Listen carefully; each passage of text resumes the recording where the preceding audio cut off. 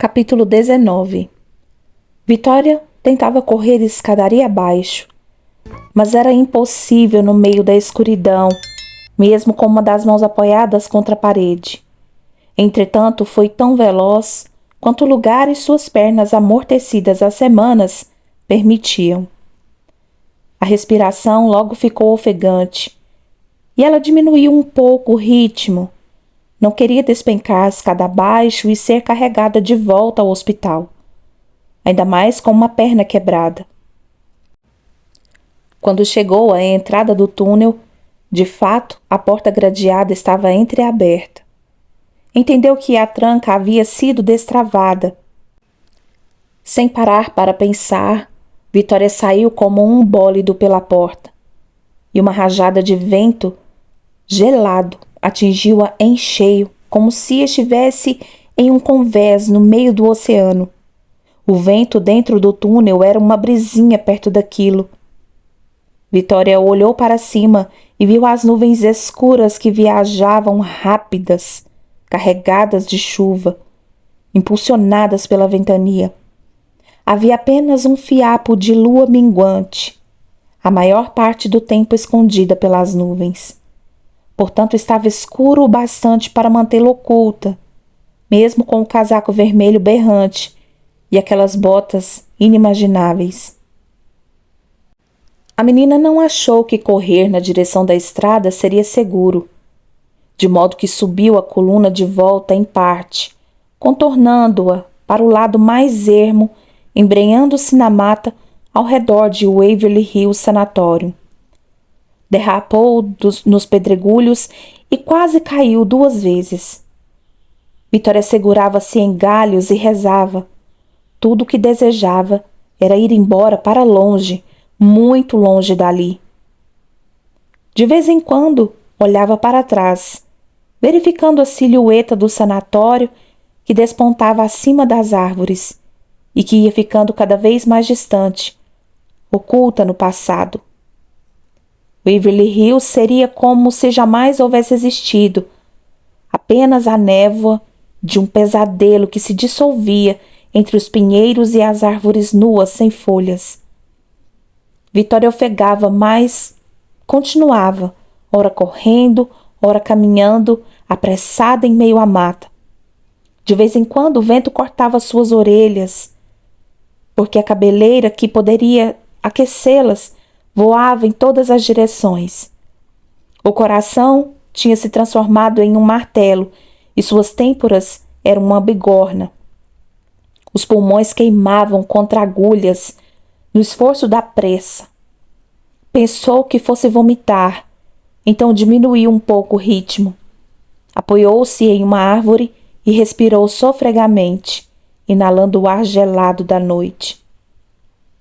Vamos, Vitória, vamos. Ande, ande, maldição. As pernas que estavam acostumadas a pedalar quilômetros, vacilantes a princípio, agora criavam vida novamente. Depois do pequeno instante de descanso, quando o sangue jorrou de novo nos músculos e a adrenalina voltou a pulsar, Vitória não parou mais. Não tinha a menor importância para onde estava indo. Primeiro, tinha que se afastar dali. Vitória caminhava em meio à vegetação enquanto ia descendo a colina pelo outro lado. Para aumentar a distância, sem descer rápido demais, fez alguns anéis em torno da colina até que por fim chegou ao que pareceu ser o sopé da colina. O caminho agora era mais reto e não descendente. Não tinha levado tanto tempo, mas, como não sabia onde estava, Vitória continuou caminhando em meio às árvores, como tantas vezes fizera perto de casa. Estava muito, muito escuro, mas ela não teve medo. A chance de encontrar alguém ali, àquela hora, em uma noite fria, era praticamente nula. Depois de um bom período de tempo, quanto ela nem sabia, Vitória viu entre o arvoredo uma estrada de ferro próxima. A garota parou um pouco, olhando para um lado e outro, mas sem se mexer, e muito menos sair da vegetação que acompanhava as margens da via férrea. Raciocinou um pouco. Se eu for para casa, meu pai me trará de volta. Seu estômago enchia-se de pedrinhas só de aventar a hipótese, e o Dr. Ralph me esfolará viva por eu ter fugido. Ela se arrepiou toda. A voz do desconhecido que a salvara ecoou em sua mente. Se você voltar para cá, eu não poderei ajudá-la. Ele falou também de escolhas. Vitória não tinha entendido muito bem o que aquilo queria dizer. Não era como se ela fosse escolher voltar para o sanatório. Vitória lembrou-se do rosto do Dr. Ralph, de sua voz insuportável, de seus olhos doentios, do hálito horroroso e dos outros homens que a enfiaram sem compaixão e humanidade dentro daquele caixão. Lembrou-se da rispidez de boa parte das enfermeiras, da truculência revoltante daqueles brutamontes. Recordou-se da prisão em que sua mente era contida, enevoada por medicamentos e sedativos, da comida que era obrigada a comer até o fim, da sonolência constante, a tristeza, os choros, os gritos, a banheira e a cadeira giratória. Eu não vou voltar nunca, falou para si mesma entre dentes. A raiva pulsou dentro dela como o estalar de uma chama. Não sei de onde aquele homem tirou a ideia de que eu poderia voltar para lá. Nunca mais eu volto. Por isso não adianta ir para a casa dos meus pais. Encostou-se em uma árvore, apesar do frio. Depois de tudo que havia caminhado, estava até acalorada. De repente, a luz da lua apareceu um pouco e Vitória pareceu notar, além da linha do trem, uma estrada. O asfalto despontava adiante e ambas aparentemente seguiam lado a lado. Aparecer na casa do meu avô também está totalmente fora de cogitação. Daria no mesmo, ele me traria de volta. Vitória mordia o lábio sem parar. Sei que eu poderia procurar minha mãe quando meu pai não estivesse em casa ou minha avó, mas elas não têm poder de fazer algo por mim. Não podem me ajudar, não podem ir contra os maridos, não têm sequer dinheiro próprio para me oferecer. Mais uma vez, Vitória lamentou a inutilidade do papel feminino para qualquer coisa além das tarefas cotidianas de uma casa. Sonhos esmigalhados é o que muitas acumulavam. Desejos reprimidos, tornados repreensíveis e errados, vidas despedaçadas. Não vai acontecer comigo. A jovem escolheu atravessar a linha de trem, cruzar o mato rasteiro adiante e chegar à estrada. Depois de olhar novamente dos dois lados, virou-se para a esquerda, por nenhum motivo em particular. Pôs-se a caminhar, acompanhando a via. Não exatamente por ela, mas às margens, ainda meio oculta pelos arbustos mais rasteiros e as árvores. Embora isso a atrasasse, era melhor do que ser vista. Mesmo de madrugada, Vitória optou pelo máximo de segurança. De vez em quando a moça observava com olhos compridos para o asfalto, onde ela poderia ganhar tempo correndo um pouco, mas não quis se arriscar. Aquela era uma estrada de asfalto, provavelmente uma via principal. Algum carro poderia passar. Um trem, já que as duas vias corriam paralelas e próximas, para que dar sorte ao azar. Além disso, havia uma ou outra casa à distância, à beira do caminho. Algumas estradinhas colaterais, e se alguém estivesse com insônia, lendo perto da janela e visse passar uma figura incomum como ela, com aquelas roupas, cabelos desgrenhados, altas horas da noite, sozinha e relativamente perto de Waverly Hills, melhor continuar oculta. Aquele médico disse que eu tinha 6 horas de vantagem, lembrou-se. Ou seja, provavelmente até o amanhecer. Vitória apressou-se, mas continuava tropeçando em pedras e enganchando o casaco em galhos difíceis de enxergar. E como ficou parado um pouco, encostado à árvore, pensando, agora sentia um pouco de frio. Foi enfiando as mãos nos bolsos do casaco para se aquecer. Porém, em um deles havia algo que impedia sua passagem. Um volume grande. Mas o que esse homem esqueceu aqui, afinal? Para a surpresa de Vitória, ao retirar o volume do bolso, viu que era um maço de dinheiro. Sua boca abriu, os olhos se arregalaram, as sobrancelhas voaram para cima. Meu Deus! Ela parou, soltou o elástico que prendia o maço e averiguou. Contou, meio por cima. Havia $5.000. Caramba! Mas por que aquele médico faria isso por mim? Era espantoso, para não dizer surreal, bizarro. Em suma, não fazia sentido. Vitória chacoalhou a cabeça. Só então se lembrou de olhar o que havia no outro bolso, pois havia algo menor. Rapidamente sacou o conteúdo, uma carteira pequena de couro. Dentro havia um documento de identidade dela. Vitória estava embasbacada. Mas o que é isso? Que merda é essa? Palavreado inadequado a uma dama, mas perfeito para a situação. No meio da noite escura, a jovem forçou a vista para ver se estava enxergando direito. Não conseguia acreditar. E a cereja do bolo, de acordo com o documento, Vitória Elsa Waldegrave, um nome falso. Já tinha 18 anos, completados no último dia 18 de outubro. Merda! Era o mínimo a ser dito naquelas circunstâncias. Era o mínimo. Outra interjeição, ainda menos adequada, mas que era pura felicidade. Mas que diabos, merda, merda, merda. Aquele cara é tipo um falsário daqueles? Mas por que ele me escolheu? Ou será que volta e meia se compadece de alguém e... Hello, até mais ver. Vitória olhou e olhou, ficou virando e revirando, o documento nas mãos. Perfeito. Não podia ser mais perfeito. Significava sua emancipação imediata.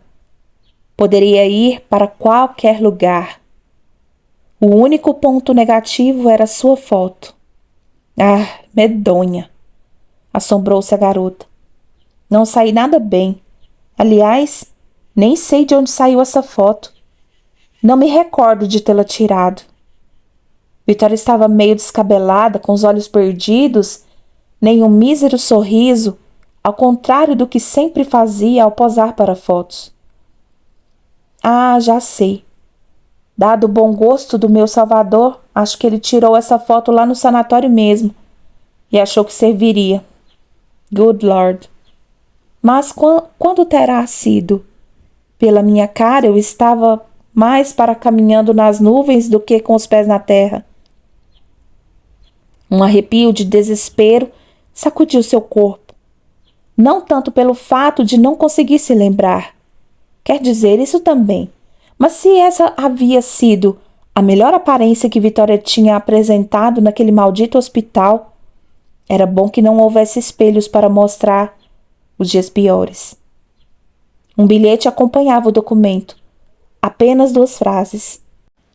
Hospede-se no Ohio Riverside. Um hotelzinho, é seguro. Um pequeno mapa desenhado à mão mostrava o caminho.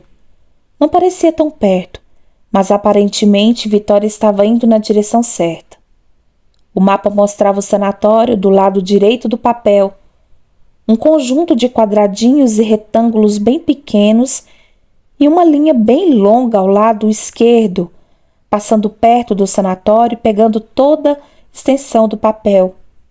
A linha era toda cheia de risquinhos horizontais e vinha com uma legenda: Estrada de Ferro Dixieland. Vitória surpreendeu-se. Não imaginava que a Dixie passava tão perto de Waverly Hills. Havia setas indicando o caminho e, do modo como estavam desenhadas, mostravam que Vitória deveria chegar à linha de trem e seguir o sentido à esquerda.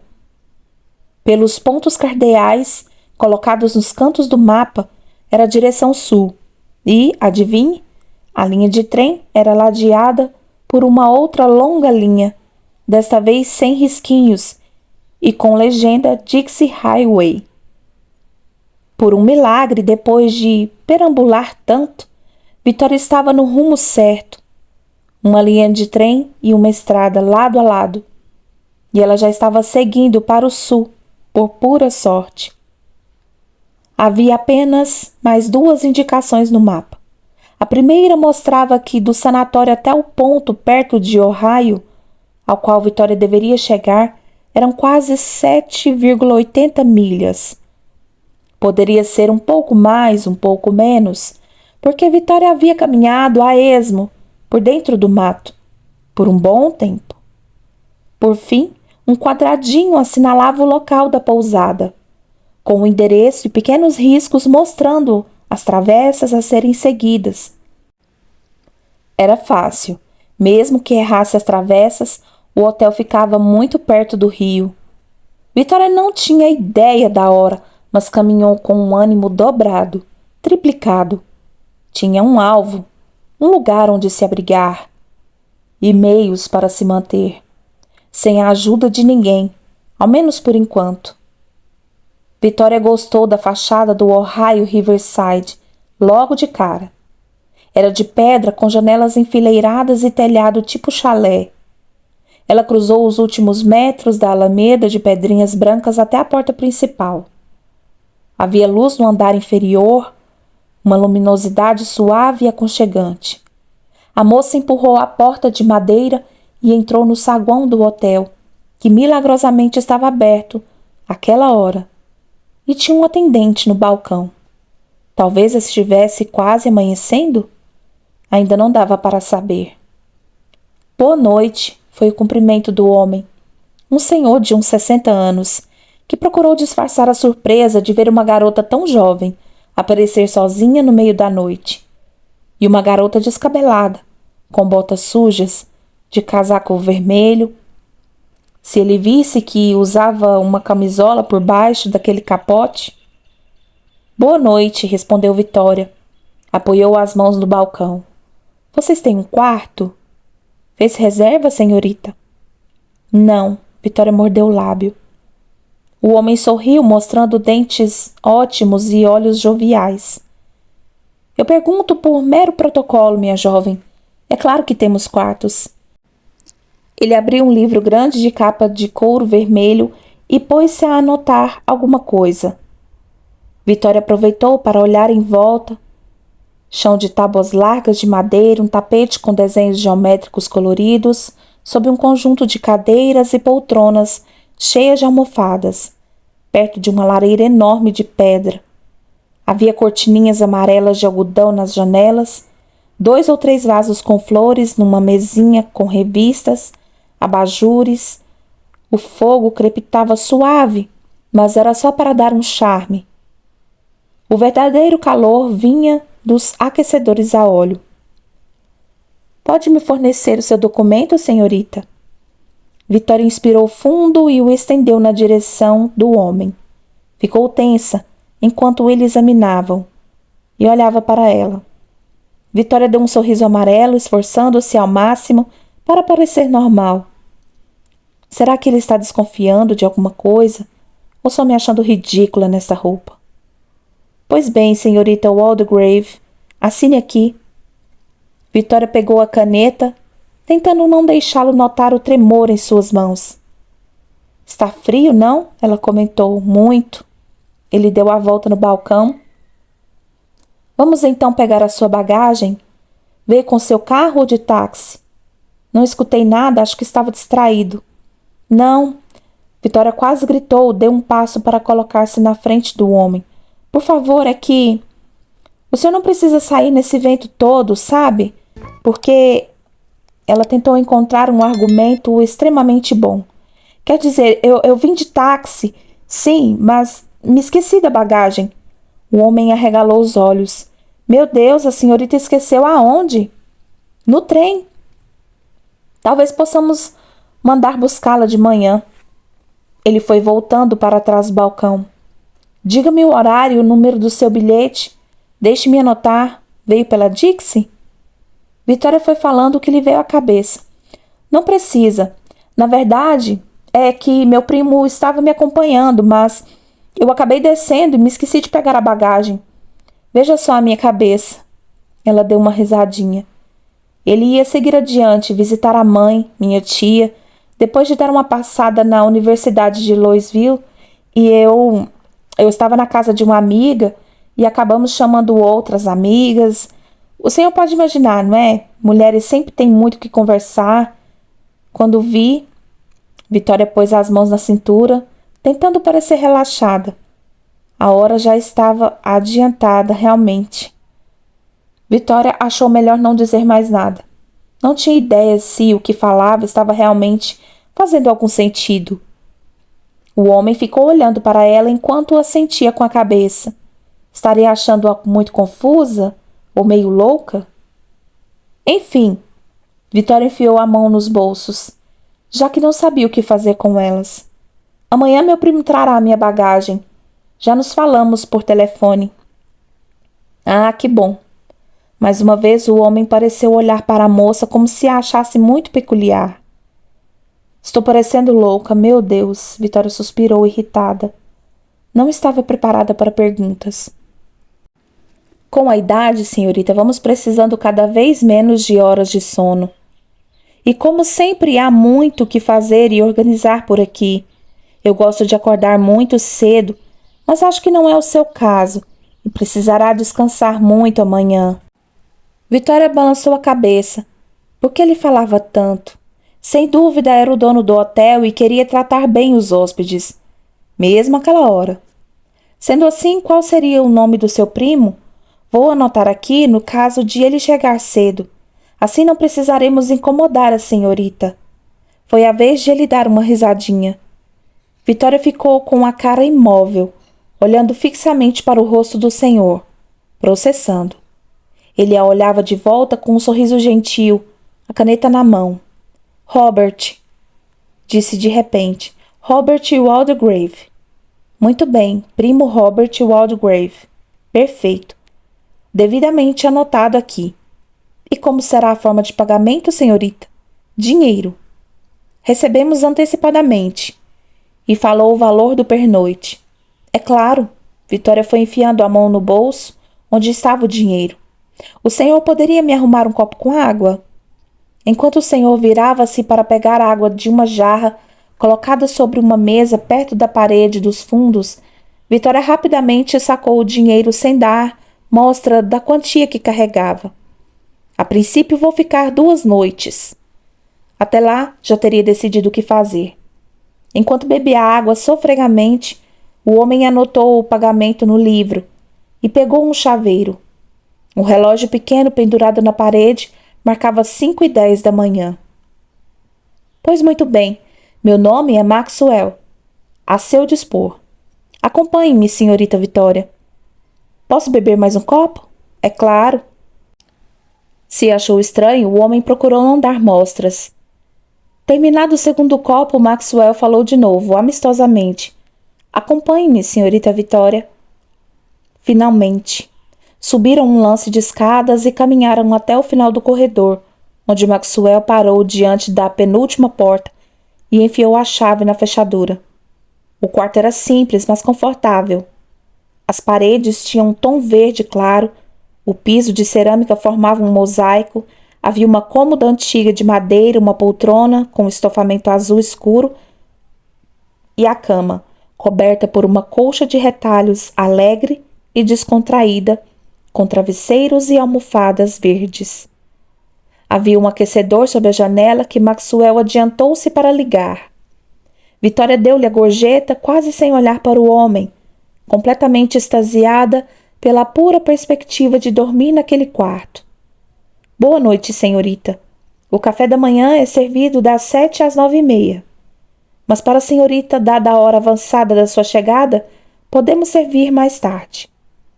Boa noite, respondeu e fechou a porta atrás dele.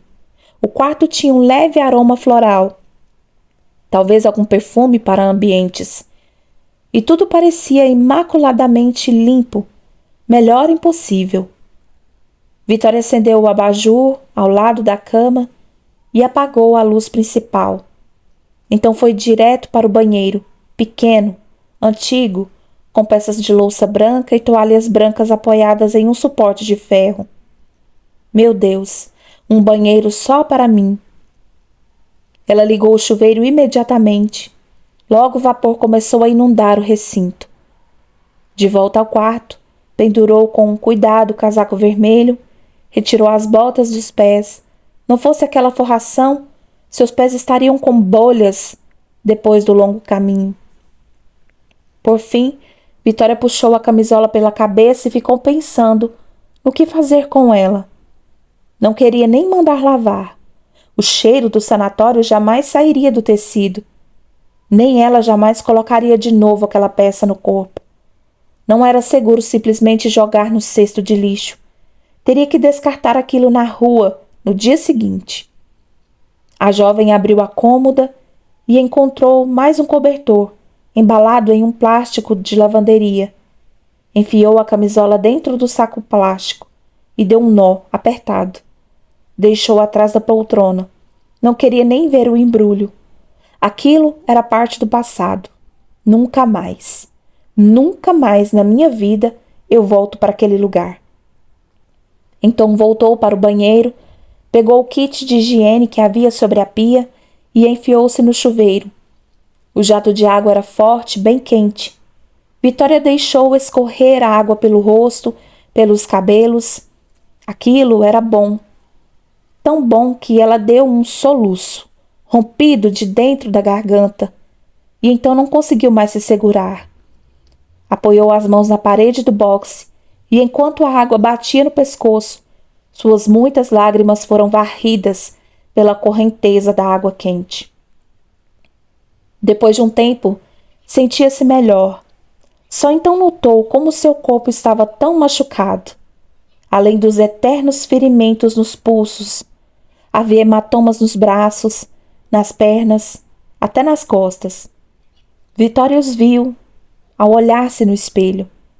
Havia arranhões e ferimentos espalhados pela pele, dos quais ela sequer tinha lembrança, nem sabia como os adquirira. E as veias, na dobra do antebraço, havia marcas de picada e de sangue escorridos na pele. Então, começou a lavar cada centímetro de si mesma. Parecia que o cheiro do sanatório estava impregnado nela. Jogou uma enorme quantidade de shampoo na mão.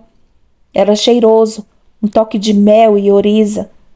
O condicionador tinha o mesmo aroma. Ela se esfregou e esfregou até sentir que a podridão do Waverly Hills ecoava pelo ralo. Então tirou o creme dos cabelos, pegou a escova de dente. Não se lembrava de ter tomado banhos decentes enquanto esteve lá. Que dirá escovar os dentes? Ao sair do banho, não tinha roupa para vestir. Teria que providenciar alguma coisa no dia seguinte. Olhou-se no espelho e notou que havia emagrecido, mas o rosto, no momento, era o pior. Nossa, eu estou acabada. Olheiras escuras, mas também algo no fundo dos olhos que ela achava demoraria mais para desaparecer. Algo refletido da alma.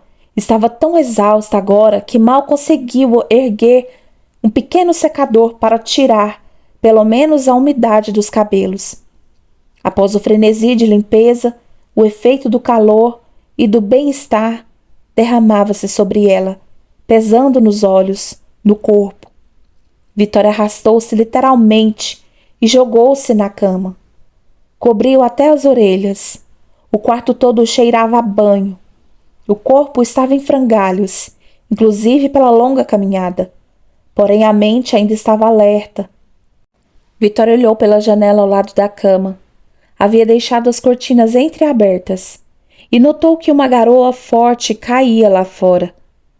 Por pouco não cheguei aqui ensopada, avaliou. De novo, algumas lágrimas escorreram por seu rosto. Era tão bom estar ali. Parecia que até isso aquele médico sabia.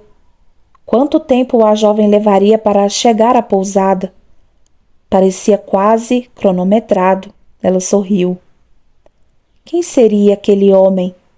Em que setor do sanatório trabalhava e por que a ajudou? Eram perguntas sem resposta. Vitória lembrou-se dos traços do homem. O pequeno sorriso que lhe enviou quando ela falava das roupas.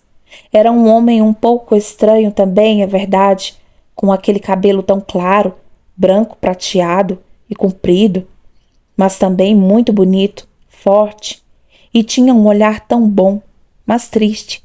Estava visivelmente triste. Por quê? Por que se importava com ela quando havia tantos outros pacientes? Vitória ficou conjecturando de novo. De vez em quando ele costumava soltar alguém. Não era possível. Seria muito arriscado. Vitória lembrou-se. Tinha 6 horas de vantagem. Provavelmente seu tempo ainda não havia terminado. Deu umas risadas meio descontroladas, só de pensar na cara do Dr. Ralph. Ela queria ser uma borboleta e pousar na janela, só para ver o susto de todos eles. Bem feito, seu desgraçado. Ela ficou se lembrando de como várias daquelas pessoas pareciam gostar de maltratar os pacientes. Parecia haver um regozijo interno em ouvir os gritos, em amarrar, em infligir aquela tortura. Vitória encolheu-se como uma bola, puxando os joelhos para perto da barriga. Mesmo estando aquecido, um tremor sacudiu o corpo dela. Que bom que não estou mais lá. Meu Deus, graças àquele homem que nem me disse seu nome. Vitória, por fim, estendeu o braço e desligou o abajur. Se encolheu de novo. E ficou olhando a chuva, apreciando o quarto agradavelmente aquecido, seu corpo limpo. Mas os seus pensamentos continuavam voltando para o médico que a libertou. O rosto, a voz. Parando para pensar agora, ele tinha um ligeiro sotaque. Nada específico, nada que Vitória podia identificar. Mas, com certeza, não era do sul. Parecia uma forma ligeiramente diferente de pronunciar uma sílaba ou outra, talvez. O mais notável, contudo, foi aquele perfume, tão gostoso. Parecia se desprender dele. E Vitória atribuiu ao aroma o fato de ter acordado. Mas, engraçado, o perfume não vinha da roupa do médico. Vitória sentiu quando o abraçou. O avental ou a camisa não tinha nenhum cheiro especial. Será que o aroma não era dele, então? Começou a sentir sono. O corpo relaxava. A nuca, contraída e dolorida, parecia bem melhor agora. Suas mãos, que estavam fechadas, apertadas, sem que Vitória sequer percebesse, se abriram suavemente. Ela podia se mover na cama. Ficava na posição que quisesse. Então ficou deitada de lado, as mãos perto do rosto. Quando estava quase dormindo, embalada pelo som da chuva, algo pareceu destravar dentro dela. O estranho estava rindo, alegre, olhando para alguém. Um eco de outra vida? E a garota deu um trambolhão na cama, como um sobressalto. Do jeito como acontece às vezes, quando estamos meio dormindo, meio acordados. Nossa, já estava até sonhando. Instantes depois, Vitória dormia profundamente, as lembranças de Waverly Hills tentando se esconder dentro dela, fugídias, afundando.